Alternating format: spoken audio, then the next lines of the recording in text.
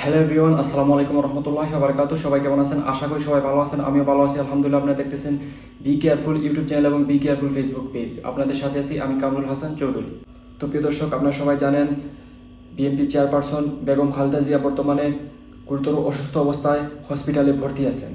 তো প্রিয় দর্শক, এখন আমি বলবো বর্তমানে বেগম খালেদা জিয়ার শারীরিক অবস্থা কেমন আছে। বর্তমানে রাজধানীর এভার কেয়ার হাসপাতালে চিকিৎসাধীন আছেন বিএনপি চেয়ারপারসন বেগম খালেদা জিয়া। কিন্তু এই মুহূর্তে হাসপাতালের সামনে নেতাকর্মীদের কোনো ভিড় নেই, কারণ গতকালকে রাত 9টায় ডক্টর জাহিদুল ইসলাম বেগম খালেদা জিয়ার শারীরিক অবস্থার কথা বলেছিলেন।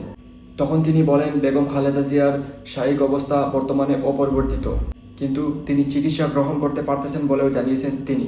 এবং সেই সাথে তিনি নেতাকর্মীদের অনুরোধ করে বলেছিলেন যেন তারা হাসপাতালের সামনে কোনো ভিড় না করেন। আর এই কারণেই মূলত সবাই এখন আর হাসপাতালের সামনে ভিড় করতেছে না।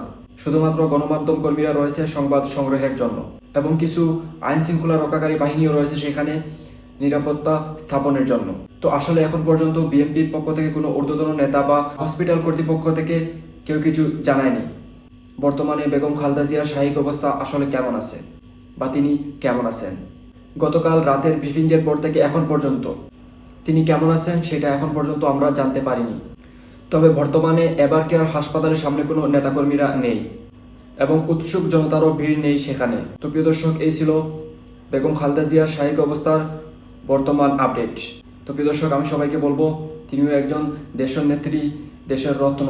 তিনিও একবার হলেও দেশটাকে পরিচালনা করেছিলেন, আমাদের জন্য কিছু না কিছু করেছিলেন। সেজন্য আমরা তার জন্য দোয়া করি আল্লাহ পাকের কাছে।